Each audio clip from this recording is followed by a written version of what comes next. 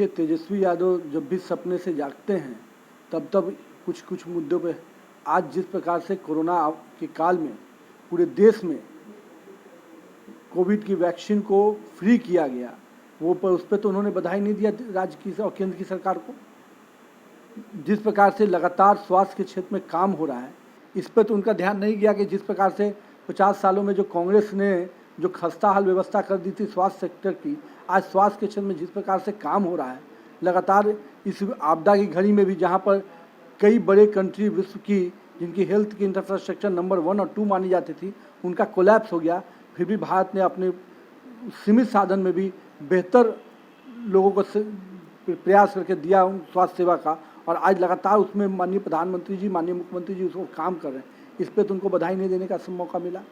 तो महंगाई जहाँ पर कोई विषय ही नहीं है,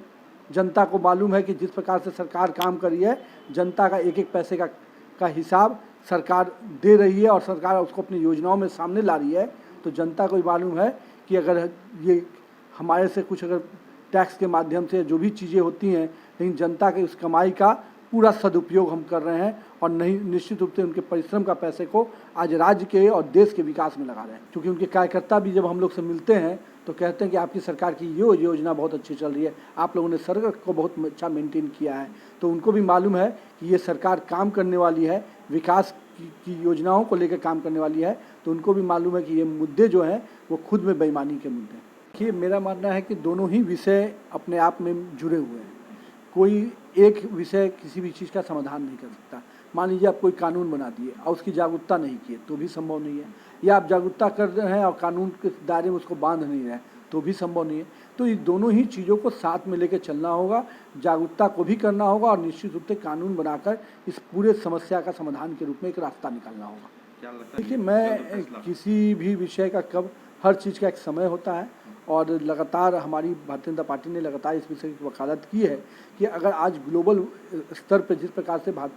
भारत का भी पॉपुलेशन बढ़ रहा है और एक बड़ी समस्या उत्पन्न होने वाली है, एक सीमित संसाधनों वाला देश भारत कहीं ना कहीं अपने संसाधन, चाहे वो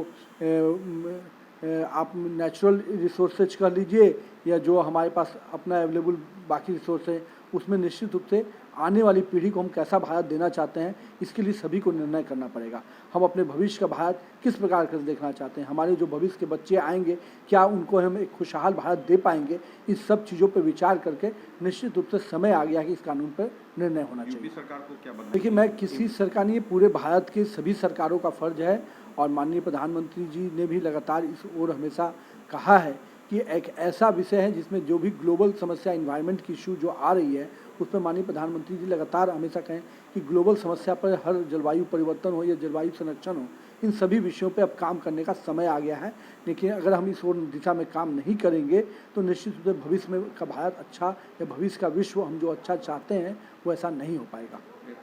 एक बार बड़ा स्पष्ट मैं तेजस्वी यादव जी से कहना चाहता हूँ, जिस प्रकार से विधानसभा के अंदर गंदा खेल खेला गया, जिस प्रकार से तांडव किया गया,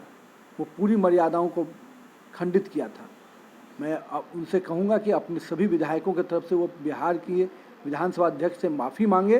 उनसे क्षमा याचना करें और निश्चित रूप से विधानसभा अध्यक्ष जी बड़े हृदय के लोग हैं, वो हमेशा अपने मौका देंगे उन जैसे विधायकों को भी जो लोगों ने ये गलती की। आइए, लोकतंत्र की जो खूबसूरती है, एक स्वस्थ परंपरा में डिबेट कीजिए, अपने बातों को रखिए, अपने बातों की चर्चा में भाग लीजिए। जब विषय पर, समस्या पर बात करने का मौका आता है तो नेता प्रतिपक्ष गायब हो जाते हैं।